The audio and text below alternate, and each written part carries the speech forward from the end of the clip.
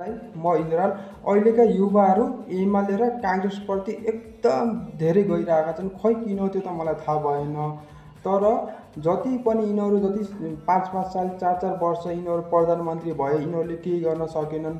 जति पनि 2072 सालपछि जति पनि यो संविधान आयो नि, त्यसपछि यति धेरै मान्छेहरू विदेश गएका छन् नि। एकचोटि हेरिहाल्नु, सोचेर एकचोटि पढाइ गरेर हेरिहाल्नु। 2072 सालपछि यति धेरै मान्छे विदेश गएका छन् नि, कुरा छोडिदिनु। अनि यिनीहरू के सोध्न लाग्छन् भने चाहिँ अहिले यिनीहरूलाई स्वागत गर्न लाग्छन् फुलमाला हालेर, हाम्रो त यार ठुलो छवि भइसक्यो भनेर।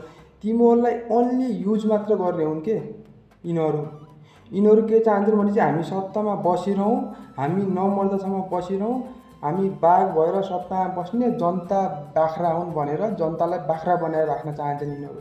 आफू चाहिँ मुजी कुर्सीमा बसिराख्ने बाघको जसरी जनतालाई चाहिँ बाख्रा बनाउन चाहन्छन्।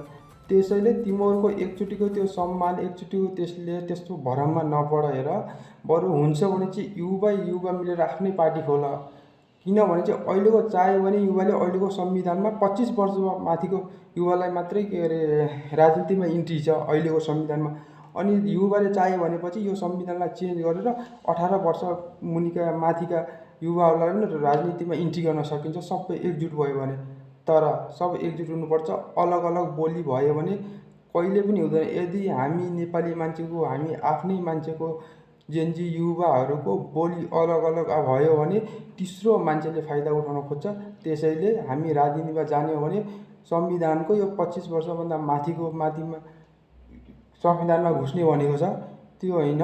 हामीले 18 वर्षमा ठ्याक्क राजनीतिमा घुस्न पाउने निर्णय लिनुपर्छ। जय नेपाल।